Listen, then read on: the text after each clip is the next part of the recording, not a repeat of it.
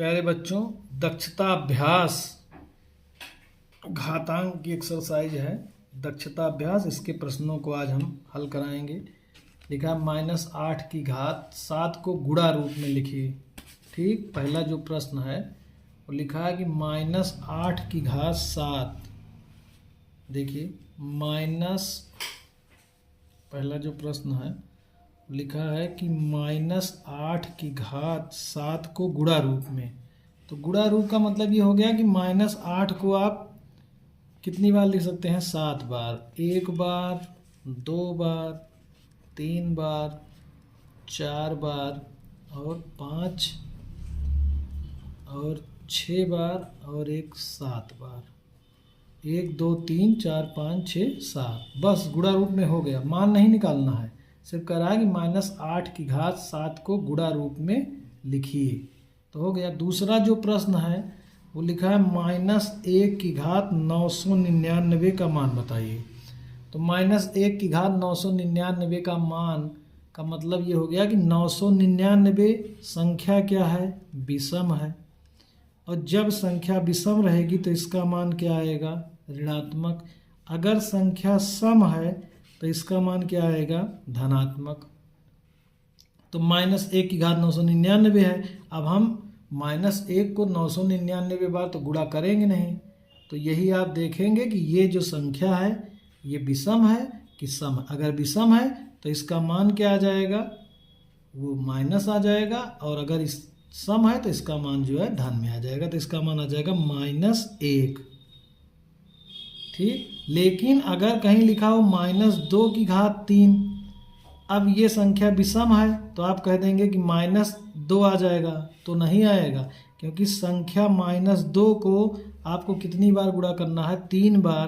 तो -2 गुणे -2 गुणे -2, तो विषम है तो माइनस तो आएगा, लेकिन जो मान है वो अलग आएगा। 2 दूनाई 4, 4 दूनाई 8, मान अलग आएगा। यहाँ पर मान 1 इसलिए आ रहा है क्योंकि यहाँ पर संख्या मेरे पास 1 है। संख्या यहाँ बदल जाएगी तो उसके मान बदल जाएंगे, नहीं तो आप हमेशा कहीं 1 है तब भी 1 लिखिए।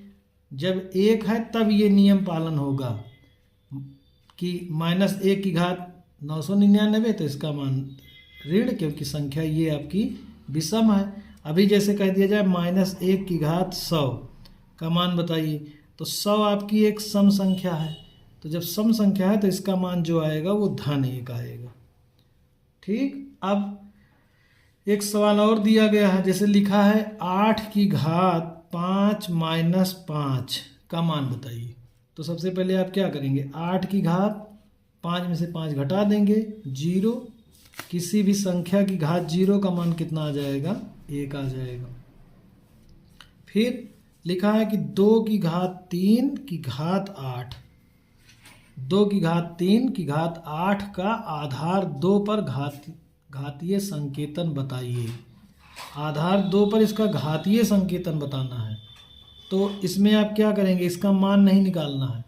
इस आधार 2 पर जो घातीय संकेतन है, अभी जैसे घात कितनी है? 3 है, उसकी घात कितनी है? 8 है। तो 2 घात तो हम कहेंगे नहीं कि 2 की घात 3 भी है और 2 की घात 8 है। तो आप क्या करेंगे कि सबसे पहले घात का घात पे परस्पर गुणा कर लेंगे। तो 3 का 8 से गुणा कर लेंगे तो 3 8 हो जाएगा 24। अब आधार कितना हो गया? 2। आधार 2 पर ही बताना था। आधार हो गया 2 और जो घात है वो घात कितनी हो गई? 24। आधार हो गया 2 और घात हो गई 24। जैसे और भी है, 4 की घात 3 की घात 2 है। अब कह दिया जाए कि आधार 4 पे इसकी घात बताइए। तो आधार 4 पे घात, पहले आप घात का घात पे परस्पर गुणा करेंगे। तो 4 की घात 3 को 2 से गुणा करेंगे, 3 दूनाई 6। तो आधार कितना हो गया? 6 हो गई। घात कितनी हो गई? आधार कितना हो गया? 4 हो गया और घात कितनी हो गई? 6 हो गई। अब एक प्रश्न और है, जैसे लिखा है 7/9 की घात 2 और भाग 14/3 की घात 2। इसका मान आपको बताना है। सरल कीजिए। तो 7/9 की घात 2 का मतलब हो गया, आप इस 7/9 को 2 बार लिखिए। तो 2 बार का मतलब हो गया 7/9 गुणे 7/9। तो 7 को 7 से गुणा करेंगे 49 और 9 को 9 से गुणा करेंगे तो आ जाएगा 81 भाग 14/3 की घात 2 का मतलब 14/3 एक बार और 14/3 एक बार और 2 बार। और आप देखिए इसको आप 49/9 रहने दीजिए 81, जहाँ भाग है इसको क्या कर दीजिए गुणा, और जो ये संख्या अंश बटे हर है सबको हर बटे अंश में कर दीजिए। तो यहाँ से हो जाएगा 3/14 गुणे 3/14।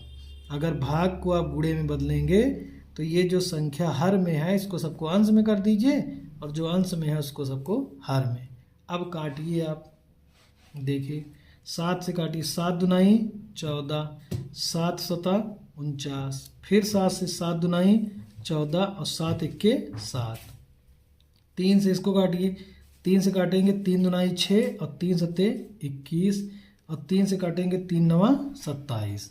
अब आपका ऊपर देखिए, ऊपर कोई संख्या नहीं बची है, एक यहाँ भी एक, तो ऊपर एक हो गई, नीचे 9 है, 2 है और 2 है। पहले 9 को 2 से गुणा करिए 18 और 18 को 2 से गुणा करिए तो 36। तो इसका जो मान है वो आ जाएगा 1/36। अब आपको आगे बताना है, मानक रूप बताना है। संख्या को मानक रूप में लिखिए या वैज्ञानिक रूप में लिखिए, वैज्ञानिक संकेतन में लिखिए। तो आपको समझना है कि मानक रूप क्या है या वैज्ञानिक संकेतन क्या है, ये आपको ध्यान देना है। मानक रूप, मानक रूप या इसी को कहा जाता है वैज्ञानिक संकेतन, वैज्ञानिक संकेतन। ये एक्सरसाइज आपकी है 2C करके या 2E करके एक्सरसाइज में प्रश्न है। अब आप मानक रूप समझिए, कई प्रश्न आपको हम मानक रूप, जैसे 63000, इसको आप मानक रूप में बनाइए। मानक रूप का मतलब ये होता है कि किसी भी संख्या को, अब आप ये समझिए कि पहले आप जानिए कि मानक रूप क्या है, कि मानक रूप में लिखी संख्याओं को हम क्या करते हैं कि 10 की घात के रूप में लिखते हैं। ठीक, जो भी संख्या दी गई है उसको हम क्या करते हैं 10 की घात के रूप में व्यक्त करते हैं, उसे क्या कहते हैं मानक रूप। किसी भी संख्या को 10 की घात के रूप में लिखने पर, और पहला जो अंक है पहले वाले अंक के बाद ही हम दशमलव लगाते हैं। किसी ऐसे भी आप कह सकते हैं किसी भी संख्या को 1.0 और 10.0 के बीच एक दशमलव संख्या जिसमें 1.0 सम्मिलित है परंतु 10.0 सम्मिलित नहीं है को 10 की घात के गुणनफल के रूप में व्यक्त किया जाता है। इस रूप को क्या कहते हैं मानक रूप कहते हैं। अब आप समझिए मानक रूप की संख्या को हम क्या करेंगे कि अब यहाँ पर हम देखेंगे कि इस संख्या में जो भी संख्या दी गई है हम पहले वाले अंक के बाद दशमलव लगाएंगे।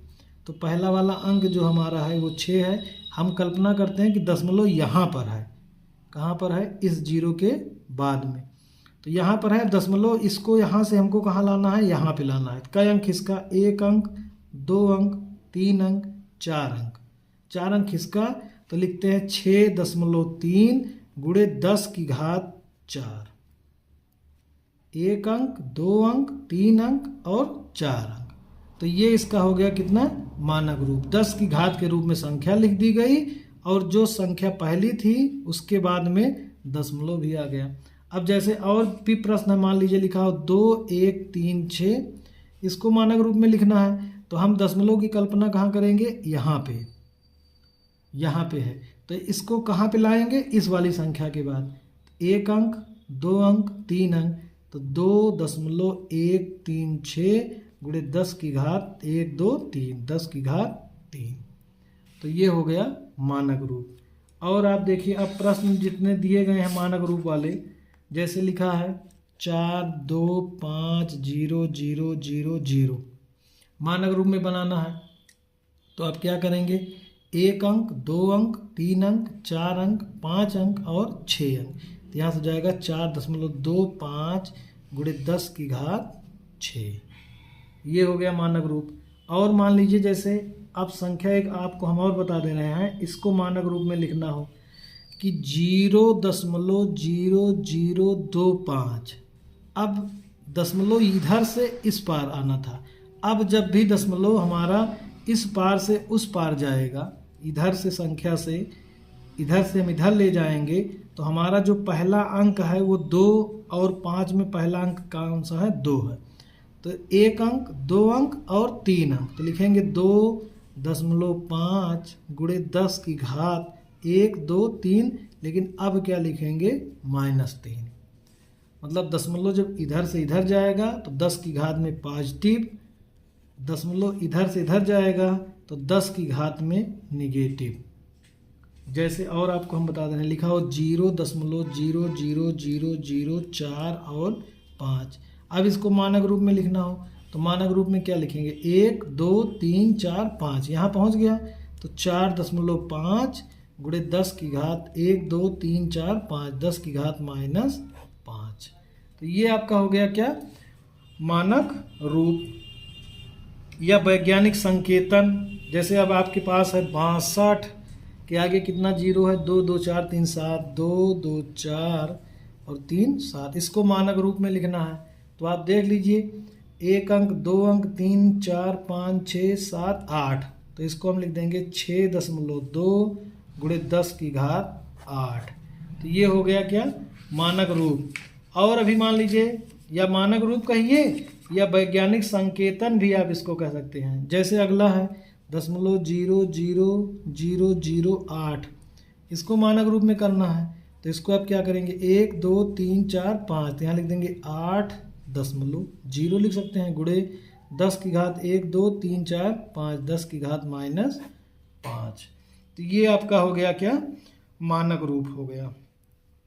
अब अगर और भी प्रश्नों को लगाना है, जैसे मानक रूप वाले भी प्रश्न हैं, तो ढेर सारे प्रश्न दिए गए हैं। कुछ प्रश्न हम आपको नोट करा दे रहे हैं, उसको आप लोग जो है नोट कर लीजिएगा और लगाइएगा, ठीक। जैसे 4 6 3 0 0 0 को मानक रूप में, मानक रूप में। अगला है 2 3 4 0 8 7 को मानक रूप में या घातीय या जो है वैज्ञानिक संकेतन में। तीसरा प्रश्न है 1 0 0 3 4 7 को मानक रूप में। और चौथा है 0.00646 को मानक रूप में। पांचवा है 0.0000143 को मानक रूप में। तो इतने प्रश्न हम आपको जो है दे दिए हैं, इन प्रश्नों को आप लोग लगाइएगा और जो है जो प्रश्न नहीं आएंगे उनको आप हमको बताइएगा कि सर ये वाला प्रश्न नहीं आया। अब इसमें सिर्फ आप एक और बचा है, उसको भी अभी हम देख लेते हैं, बता देते हैं। 1-2 प्रश्न हैं, जैसे आपसे अगर कोई कह दे कि 2 की घात 8 या 8 की घात 2 कौन बड़ी है, कि 2 की घात 8 बड़ी है कि 8 की घात 2 बड़ी है, तो आप 2 की घात 8 बड़ी होने के लिए, 8 की घात 2 बड़ी होने के लिए आप इसकी वैल्यू निकालेंगे। 2 की घात 8 का मतलब आप 2 को 8 बार क्या करेंगे, गुणा करेंगे। देखिए कुछ प्रश्न इस टाइप के हैं, ऐसे गुणा करेंगे और 8 को 2 बार गुणा करेंगे, तो 8 को 2 बार गुणा करेंगे तो कितना जाएगा 64। 2 को 8 बार गुणा करेंगे, 2 दूना 4 दूना 8 दूना 16 दूना 32 दूना 64 दूना 128 और दूना 256। अब कौन बड़ी है, 64 बड़ी है कि 256? तो इस स्थिति में कौन सी बड़ी है, 256। तो इसका मतलब 2 की घात 8 बड़ी है। और भी कुछ प्रश्न हैं, जैसे 1-2 प्रश्न और हम बता दे रहे हैं, उसके बाद ये एक्सरसाइज फिनिश हो गई है। जैसे आपसे कहा जाए कि 1/3 की घात -3 का मान बताइए। 1/3 की घात -3। अभी आपसे कह दिया जाए 1/3 की घात 3 का मान बताइए, तो आप क्या लिखेंगे, 1/3 1/3 और 1/3 गुणा कर लीजिए। 1 1 के 1 1 के 1, 3 3 का 9 3 27, तो आ जाएगा 1/27।